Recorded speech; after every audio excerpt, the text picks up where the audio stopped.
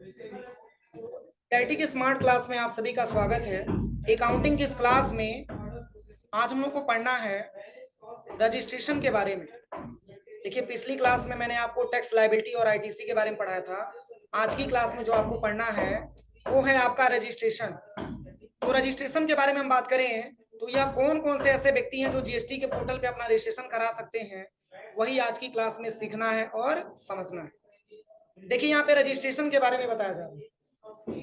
यहाँ पे बताया जा रहा है कि टैक्स 3 यहाँ पे दिया है, इसका पूरा नाम लिखा हुआ है tax identification number. Tax identification number ये साइन किया जाता था, ठीक उसी प्रकार जीएसटी में रजिस्ट्रेशन होने के बाद बिजनेस को GST IN number, goods and service tax identification number sign होता है। और कह रहा है कि यह जीएसटी आईएन नंबर 15 डिजिट का होता है जो पैन पर आधारित होता है, जिसका स्ट्रक्चर निम्नलिखित होता है। देखिए, मैंने आपको बताया था कि इसके पहले भी हम लोग जीएसटी पेमेंट करते थे, जीएसटी का टैक्स पेमेंट करते थे, लेकिन उस केस में आपको जीएसटी आईएन नंबर नहीं मिलता था। उस समय आपको मिलता था टैक्स आइडेंटिफिकेशन नंबर, जिसको हम 3 के नाम से जानते थे।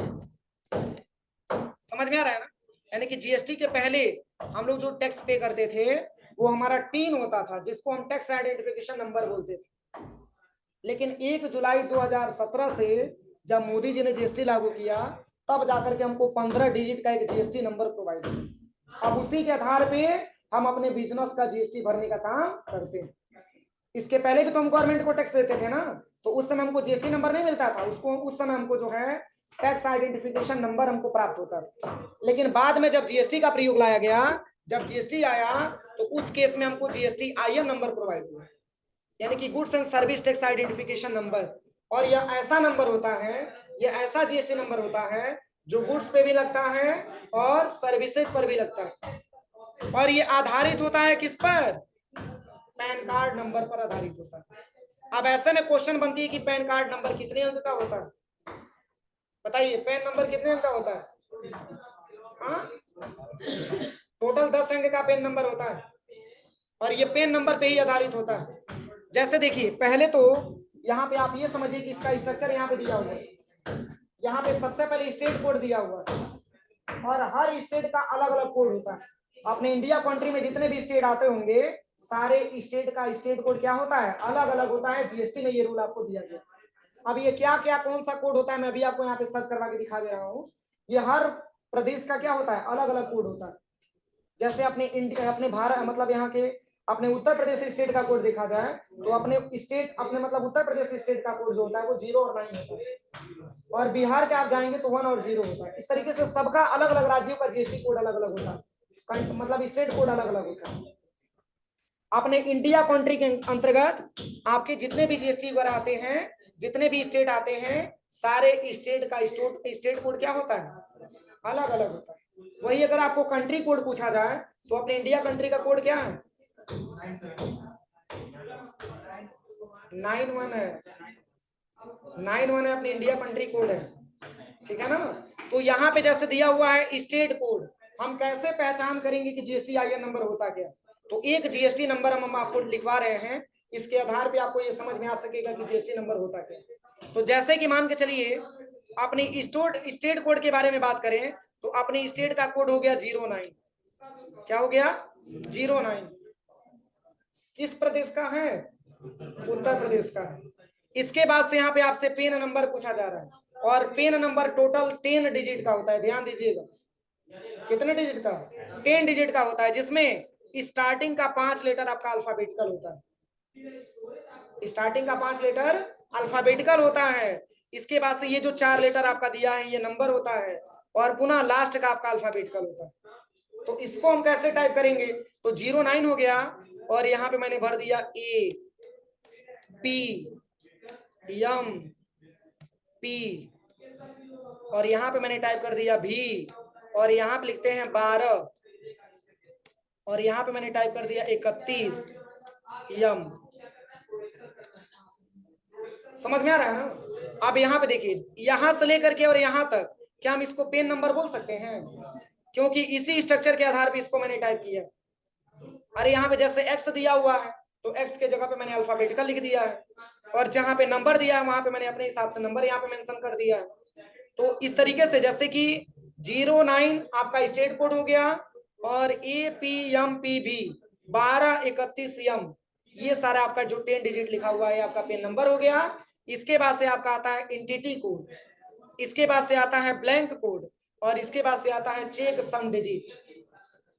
जैसे कि अगर आपसे कोई ये पूछे कि जो जीएसटी में जो लास्ट का 3 अंक दिया होता है उसका क्या क्या नाम होता है, तो आप बता सकते हैं कि जो सबसे लास्ट में होता है उसको चेक सम डिजिट के नाम से जाना जाता है, और जो सेकंड नंबर पे होता है उसको ब्लैंक कोड के नाम से जाना जाता है, और जो तीसरे नंबर पे होता है उसको एंटिटी कोड के नाम से जाना जाता है। लेकिन इसमें हम क्या भर सकते हैं, तो देखिए 09 APMPB 1231M, और यहाँ पे मैंने भर दिया 1 Z और D। यही हमारे जीएसटी IN नंबर होते हैं। आप टोटल काउंट करिए कितने अंक हुए, 15 अंक हो गया। देखिए अरे 10 आप पे नंबर के लिए छांट दीजिए, और 2 आपका स्टेट कोड हो गया, 10 और 2 12, और 3 आपका ये है एंटिटी और ब्लैंक और चेक सम डिजिट हो गया। ये टोटल आपके 15 अंक का होता है। यहाँ तक कोई दिक्कत? पेन नंबर के बेस पे आपका जीएसटी IN नंबर बनता है। अगर आपको कोई भी पार्टी का अगर आपको जीएसटी नंबर दे दिया जाए और वहां से अगर आपको पेन नंबर छांट करके अलग करना हो तो आप आसानी तरीके से ये छांट सकते हैं। इसके लिए मैंने आपको तरीका बता दिया। समझ में आ रहा है ना? जैसे जब आप एंट्री करेंगे, जब आप किसी पार्टी का लेजर तैयार करेंगे तो उसमें जीएसटी नंबर के साथ साथ पेन नंबर भी आपसे पूछा जाता है। ये जब हम एंट्री करना बताएंगे तो आपको बताएंगे। तो अगर आपको पेन नंबर नहीं पता है, जीएसटी नंबर पता है, तो आप स्टार्टिंग का 2 लेटर छोड़िए और लास्ट का 3 लेटर छोड़िए, और बीच का जो 10 डिजिट मिल रहा है उसी को पेन नंबर में आप भर सकते हैं। कोई दिक्कत किसी को? लेकिन कैसे ये पता करेंगे कि जैसे कि मान के चलिए कि अपने स्टेट का हो गया 09 हो गया, अभी मैंने बिहार का मैंने आपको बताया कि 10 होता है, इसी तरीके से और भी राज्य का क्या जीएसटी कोड होगा, स्टेट कोड होगा। तो इसकी जांच करने के लिए देखिए मैं आपको यहाँ पे दिखा दे रहा हूँ, यहाँ पे हम सर्च कर ले रहे हैं। यहाँ पे गूगल पे आप सर्च करिएगा, हाँ, India country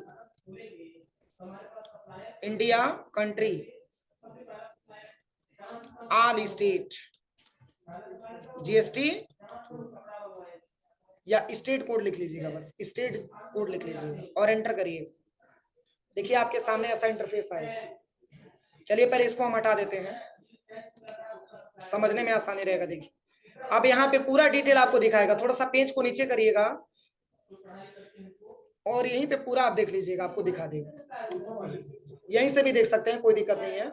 GST state code list and jurisdiction यहाँ पे दिया, सब दिया हुआ है। देखिए केंद्र शासित प्रदेश से लेकर के और जो भी इंडिया कंट्री के अंतर्गत स्टेट आते होंगे, इस पूरा कोड आपको यहाँ पे मिल जाएगा। देखिए लिखा भी है जीएसटी स्टेट कोड लिस्ट, और स्टेट का नाम लिखा और टेरिटरी नेम भी लिखा हुआ, मतलब केंद्र शासित प्रदेश का भी दिया और स्टेट का भी दिया, और ये पूरा इसका अलग अलग कोड यहाँ पे दिया हुआ है। जैसे जम्मू कश्मीर का 0 और 1 से स्टार्ट होता है, हिमाचल प्रदेश का 02 से स्टार्ट होता है, और पंजाब का 03 से स्टार्ट होता है। ये सारा कोड आपको याद होना चाहिए, क्योंकि जब आप टैली में जब वाउचर की एंट्री करना स्टार्ट करेंगे और अगर जीएसटी नंबर आपने गलत डाला तो जीएसटी उठे पे नहीं करेगा।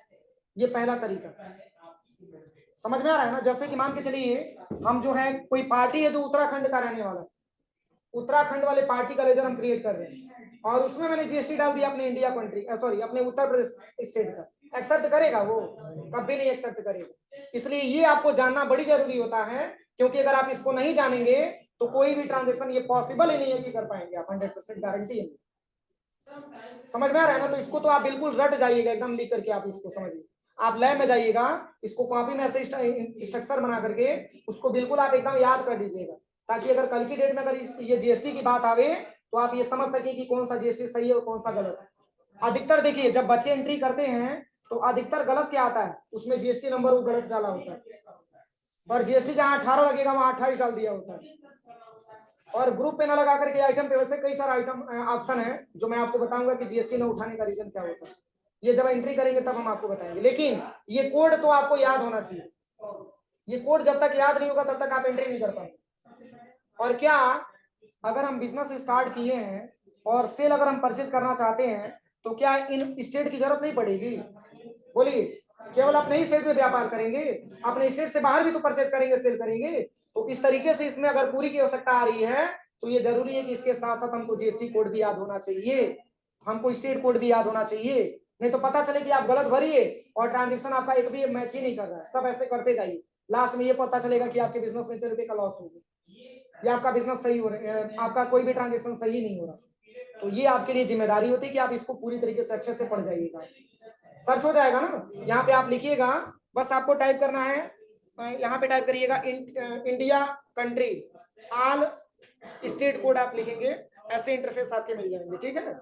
यहीं पे सर्च करके आप जांच सकते हैं। अब चलिए अगला जो दिया है, यहाँ इतना तक कोई दिक्कत किसी को? सबको पता हो गया जीएसटीआईएन नंबर क्या होता है, कितने डिजिट का होता है?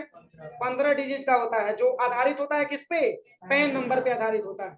अब चलिए अगला जो दिया है वो है आपका लायबिलिटी टू रजिस्टर। अब ये क्या होता है? तो इसके अंतर्गत लिखा हुआ है थ्रेश होल्ड लिमिट, करे कि ऐसे बिजनेस जो निर्धारित एनुअल एग्रीगेट टर्नओवर की लिमिट को पार कर लेते हैं उन्हें अपना रजिस्ट्रेशन जीएसटी में कराना होता है। और कह रहा है कि एनुअल एग्रीगेट टर्नओवर के अंतर्गत सभी टैक्सेबल एग्जेम्प्ट एक्सपोर्ट सप्लाई को शामिल किया गया है और एनुअल एग्रीगेट टर्नओवर की लिमिट निम्नलिखित होती है। इसमें 3 शब्द आपका मिला हुआ है, कौन कौन सा? एक तो आपका दिया हुआ है, एक आपका यहाँ पे टैक्सेबल दिया हुआ है, एक आपका एग्जेम्प्टेड दिया हुआ है और एक आपका एक्सपोर्ट सप्लाई दिया हुआ है। इन तीनों में क्या अंतर होगा? तो देखिए टैक्सेबल मैंने आपको बताया था, टैक्सेबल का मतलब ये होता है कि कोई ऐसा व्यापारी है, कोई ऐसा व्यापारी है जो ऐसे गुड्स या सर्विस को सेल कर रहा है जिसपे वो जीएसटी ले रहा है, जिसपे वो जीएसटी प्राप्त कर रहा है, तो ऐसे गुड्स या सर्विस को हम टैक्सेबल बोल सकते हैं। समझ में आ रहा है ना? और एग्जेम्प्टेड का मतलब ये होता है कि परचेज करते समय या सेल करते समय, टैक्सेबल पे भी परचेज आपका काम करता है, परचेज करते समय या सेल करते समय कोई ऐसा भी प्रोडक्ट हम खरीद रहे हैं या बेच रहे हैं जिसपे जीएसटी है ही नहीं है, बिल्कुल 0%, तो ऐसे प्रोडक्ट, ऐसे गुड्स या सर्विस को हम एग्जेम्प्टेड बोल सकते हैं। जैसे कि मान के चलिए आपने कोई गुड्स परचेज किया या सेल किया जो क्या है, जिस पे टैक्स लगा हुआ है, तो हम उसको बोल सकते हैं टैक्सेबल गुड्स या टैक्सेबल सर्विसेज बोल सकते हैं। लेकिन अगर आपने ऐसा गुड्स या सर्विस परचेज किया या सेल किया जिसपे जीएसटी लगा ही नहीं है तो उसको हम बोल सकते हैं एग्जेम्प्टेड गुड्स या एग्जेम्प्टेड सर्विसेज बोल सकते हैं। समझ में आ रहा है ना? एग्जेम्प्टेड का मतलब जब भी एग्जेम्प्टेड शब्द आवे तो आप ये समझिए कि इस पे जीएसटी बिल्कुल 0% है। जैसे आप कॉपी किताब खरीदते हैं उस पे जीएसटी नहीं देते, क्या आप पढ़ने आते हैं उस फीस जमा करते हैं तो उसमें जीएसटी भी आपका होता है, केवल फीस जमा करते हैं। तो कुछ ऐसे ऐसे आपके पॉइंट हम बताएंगे जिसमें आपको जीएसटी नहीं देना होता है। और बाकी कीबोर्ड खरीदने जाइए, माउस खरीदने जाइए, सीपीयू खरीदने जाइए, मॉनिटर खरीदने जाइए, इस पे आपको जीएसटी 18% देना ही होता है। तो अगर ऐसे गुड्स को हम परचेज कर रहे हैं, सेल कर रहे हैं जिसपे जीएसटी लगा हो, उसको हम टैक्सेबल बोलते हैं। अगर सेल करते हैं तो टैक्सेबल से मतलब हम सेल बोल सकते हैं, उसको टैक्सेबल गुड्स बोल सकते हैं, और सेल और परचेज दोनों पे अप्लाई होता है। बस आप ये समझिए कि टैक्सेबल का मतलब उस पे जीएसटी लगा है और एग्जेम्प्टेड का मतलब उस पे जीएसटी नहीं लगा। अब यहाँ पे एक शब्द आता है कि सर एक्सपोर्ट सप्लाई का मतलब क्या होता है?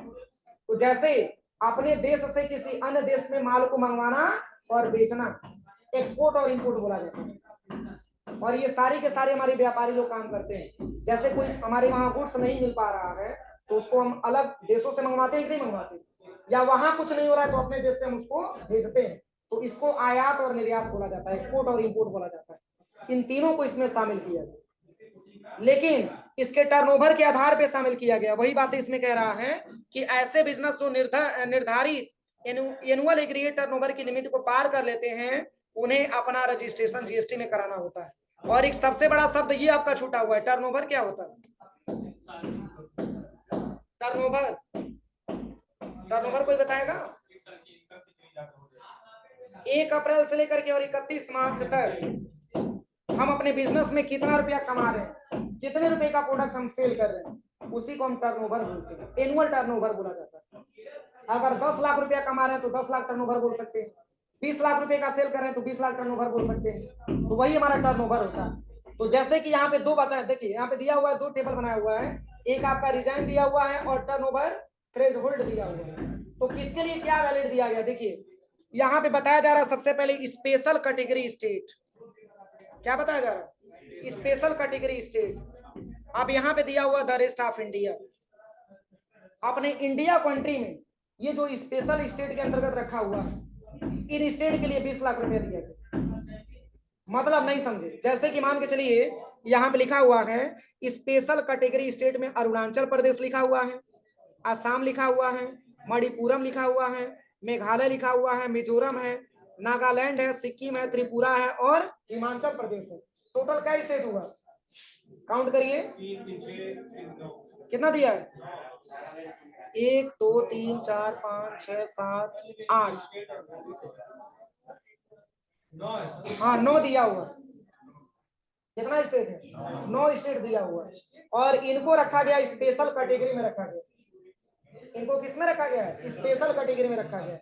मतलब अगर कोई ऐसा व्यापारी है या कोई ऐसा बिजनेसमैन है जो अपना बिजनेस इन राज्यों में अगर किया हुआ है, ध्यान से समझिएगा, अगर कोई ऐसा बिजनेसमैन है जो अपना बिजनेस इन स्पेशल कैटेगरी की स्टेट में अपना फैलाया हुआ है, तो गवर्नमेंट ये कहता है कि अगर आपका 20 लाख रुपए का टर्नओवर हो रहा है तो आपको जीएसटी में रजिस्ट्रेशन कराना होगा। नहीं समझ में आया? कोई ऐसा व्यक्ति है जो इन स्पेशल कैटेगरी के अंतर्गत वो अपना बिजनेस किया है, जैसे कि मान के चलिए कि बहुत सारे ऐसे लोग होते हैं जो दूसरे प्रदेशों में जाके अपना बिजनेस करते हैं, या वहां के भी लोग अपना बिजनेस कर सकते हैं, कोई जरूरी हम ही जाएंगे, वहां के भी लोग अपना बिजनेस स्टार्ट कर सकते हैं। तो जैसे कि अगर हमारा बिजनेस इन प्रदेशों के अंदर अगर किया गया है तो गवर्नमेंट ये कहता है कि अगर आपका एनुअल टर्नओवर 20 लाख रुपए का होता है तो आपको जीएसटी में रजिस्ट्रेशन कराना होगा। उससे कम होगा तो नहीं कराएंगे, तब भी कराएंगे, लेकिन अनिवार्य किया गया कि आपका 20 लाख रुपए का टर्नओवर होना चाहिए। हाँ, क्यों? क्योंकि जब तक आप अपना टर्नओवर नहीं दिखाएंगे तो गवर्नमेंट को आप टैक्स कैसे देंगे? समझ में आ रहा है ना? अब देखिए इसमें जो है 20 लाख क्यों किया गया है, तो 20 लाख मैंने अभी आपको बताया है कि इन प्रदेशों के लिए केवल शामिल है। क्या इसमें उत्तर प्रदेश है, इसमें बिहार है, तो बाकी सब आपके 40 लाख में है। इन स्टेट को छोड़ करके जितना भी स्टेट आपका बचेगा वो सारा स्टेट आपका आ जाएगा 40 लाख की कैटेगरी। अब दोनों में अंतर समझिएगा। ऐसे भी क्वेश्चन बन सकता है कि सर इन स्टेटों के लिए स्पेशल में 20 लाख क्यों दिया गया और बाकी के लिए 40 लाख क्यों दिया गया? ऐसे क्वेश्चन आ सकता है ना। तो देखिए अगर हम इन प्रदेशों के बारे में बात करें, ये जो 9 स्टेट अपने इंडिया कंट्री के अंतर्गत आते हैं, ये सब हमारे पहाड़ी इलाके होते हैं जिनकी आर्थिक स्थिति कमजोर होती है और ये पूरा व्यवस्था को लेकर के चलने में सक्षम नहीं होते। तो गवर्नमेंट क्या उनसे टैक्स लेना छोड़ देगा? लेगा टैक्स, ऐसा नहीं है कि छोड़ देगा। अब ऐसा नहीं है कि गवर्नमेंट कहेगा चलो तुम्हारी इनकम नहीं हो रही है, तुम्हारी आर्थिक स्थिति कमजोर है तो तुम हमको टैक्स ना दो, टैक्स देना ही पड़ेगा। लेकिन इसके लिए थोड़ा सा एक तरीके से अगर देखा जाए तो रिलैक्सेशन दे दिया जाता है, थोड़ा सा हम छूट दे देते हैं उसके लिए। किसकी अपेक्षा? जो इन स्टेट की अलग है उसकी अपेक्षा हम इसको थोड़ा सा छूट दे देते हैं। जैसे जो करिए क्लास में पढ़ने वाले बच्चों की संख्या है, तो उसमें भी क्या होता है किसी बच्चे का हम उसका फी में क्या करवा देते हैं, थोड़ा सा हम छूट करवा देते हैं कि सर हमारा पैसा हो नहीं पा रहा है और सर हमको 1,000 रुपया पर इंस्टॉलमेंट हमको जमा करना है, तो उसके लिए थोड़ा सा आरामदायक हो जाता है। वो बच्चा भी आप ही के साथ पढ़ाई कर लेता है लेकिन उसको रिलैक्सेशन मिल जाता है, थोड़ा सा छूट मिल जाता है, थोड़ा सा आराम मिल जाता है। वो भी बच्चा आप ही के साथ पढ़ाई कर रहा है, वो भी पैसा दे रहा है, आप भी पैसा दे रहे हैं, लेकिन उसकी जरूरत के हिसाब से। अब कब करेंगे? कई बच्चे, अब सारे बच्चों के तरह नहीं कम कर सकते हैं, लेकिन उसमें कुछ बच्चे होंगे जो कहेंगे कि सर हमारी आर्थिक स्थिति मजबूत नहीं है और हम पैसे की बहुत ज्यादा प्रॉब्लम्स क्रिएट होते हैं हमारे अंदर, सर हम ये चाहते हैं कि 1,000 रुपया मंथली हमको मतलब इंस्टॉलमेंट जमा करके पढ़ाई कर सके। तो ऐसा तो है नहीं कि वो कहेगा हम तत्काल कर देंगे, उसके गार्जियन से बात करेंगे, उसकी पूरी रियलिटी हम जानने का प्रयास करेंगे, तभी तो उसका हम इंस्टॉलमेंट छोटा कर सकते हैं। तो सेम वही काम हमारे जीएसटी के साथ भी हुआ। गवर्नमेंट ने इस चीज पे बहुत तगड़े से देखा, इस चीज को बहुत तेजी से उसका वो आकलन किया और इसी अपने इंडिया कंट्री में यही स्टेट के अंतर्गत ऐसा पाया कि जिन स्टेट में व्यापार तो होता है लेकिन इनकी आर्थिक स्थिति मजबूत नहीं है। तो अब आर्थिक स्थिति मजबूत नहीं है तो गवर्नमेंट को हम अगर पहले ही गवर्नमेंट 40 लाख लगा देगा तो गवर्नमेंट को दे पाएगा? बताइए, संभव है? नहीं दे पाएगा। जैसे कि मान के चलिए किसी बच्चे का अगर हम इंस्टॉलमेंट छोटा ना करें उसकी प्रॉब्लम को जानते हुए, तो क्या वो बच्चा पढ़ाई कर पाएगा? तो छोड़ देगा भाई, उसके पास पॉसिबल ही नहीं है कि पढ़ पाएगा वो। सेम वही हमारे स्टेट के साथ भी हुआ। मतलब इन स्टेटों में गवर्नमेंट ने इस चीजों से मूल्यांकन किया और ये काफी डीपली देखा कि सही है, इन राज्यों में ऐसी प्रॉब्लम्स क्रिएट हो रहे हैं और इनकी रिक्वायरमेंट के हिसाब से हमको टैक्स मतलब यहाँ पे टर्नओवर 20 लाख ही दिखाना चाहिए। 20 लाख रहेगा, वो अपना टर्नओवर करेगा, वो आसानी तरीके से गवर्नमेंट को टैक्स के रूप में जमा कर देगा। समझ में आ रहा है ना? बाकी के लिए कितना दे दिया गया? 40 दे दिया। क्योंकि आपकी आर्थिक स्थिति मजबूत है और आपका हर तरीके से आप संभव हैं और ये पॉसिबल है, आप आसानी तरीके से पेमेंट कर सकते हैं। तो इन स्टेट के लिए 40 मिल गया और बाकी स्टेट के लिए 20 मिल गया। कोई दिक्कत यहाँ तक किसी को? लेकिन ये आप समझिएगा कि जैसे कि इसमें जो भी स्टेट आपका छूटा होगा उन स्टेट के लिए आपका 40 लाख आता है और बाकी ये 9 स्टेट के लिए मात्र 20 लाख रुपए आता है। अगर 40 लाख से कम है तो भी रजिस्ट्रेशन कराएगा, लेकिन अनिवार्य कर दिया गया है कि आपको 40 लाख देना ही देना है। जैसे अपने इंस्टीट्यूट में क्या है, अगर बच्चे का एडमिशन हम ले रहे हैं तो पहला इंस्टॉलमेंट मैंने दिखा दिया कि 1500 आप देंगे तो आपका एडमिशन होगा। ये सारे बच्चों के लिए मैंडेटरी है। लेकिन उसी में किसी स्टूडेंट ऐसा है कि सर हमारे पास 1500 नहीं है, हमारे पास 1000 है, तो हम उसको वापस कर देंगे, उसका भी एडमिशन लेंगे, हो सके कि अगले मंथ में वो जमा कर दे या 2 दिन 4 दिन के बाद अपना इंस्टॉलमेंट फाइनल करे। तो वही काम हमारी जीएसटी के साथ भी है। यहाँ तक किसी को कोई प्रॉब्लम, कोई दिक्कत? तो कल की क्लास में हम लोग यहाँ से पढ़ा जाएगा मैंडेटरी रजिस्ट्रेशन से। ऐसे भी तो क्वेश्चन आ सकता है कि जैसे कि मान के चलिए कि सर कोई ऐसा व्यापारी है जो 20 लाख की श्रेणी में नहीं आता है और 40 लाख के भी श्रेणी में नहीं आता है, तो क्या वो अपना जीएसटी में रजिस्ट्रेशन नहीं कराएगा?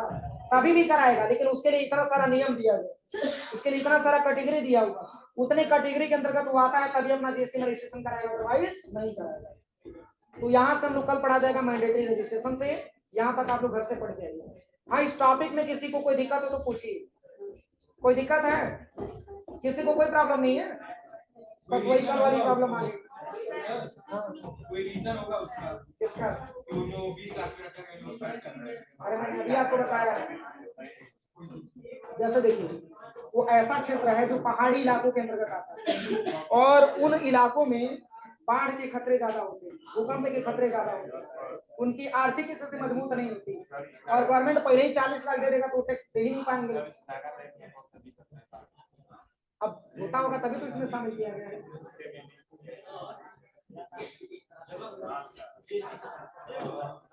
क्या चीज?